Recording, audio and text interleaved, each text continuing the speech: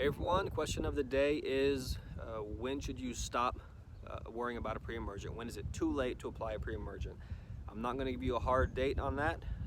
Anybody that does is you just don't listen to them. It's not about a date, it's about soil temperatures, which has to do with the weather. When your soil temperatures reach an average of 55 degrees, that's whenever your crabgrass starts germinating and other weeds as well, and at that point your pre-emergents are going to be less effective.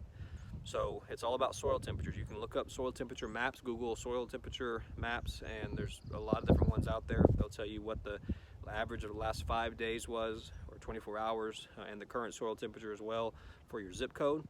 And that's what you need to pay attention to. So up until then, once you look at the longer periods, look at the 5-day average, the 10-day average. Once we start reaching 55 plus degrees, that's whenever you'll know, okay, we need to switch to something else. So we need to do a fertilizer application because I'm too late for my pre-emergent. So we're still good right now. We're still in the 40s, I believe, last time I checked, which was last week.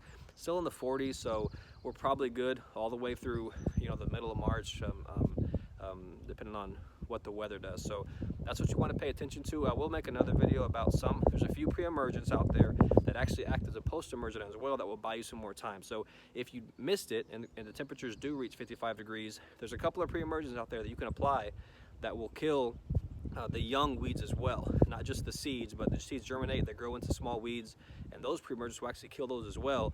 So you'll have some extra time, maybe a couple of weeks extra that you can apply a pre-emergent and still get some benefit from it. So hope that helps. Have any questions about that, feel free to let us know.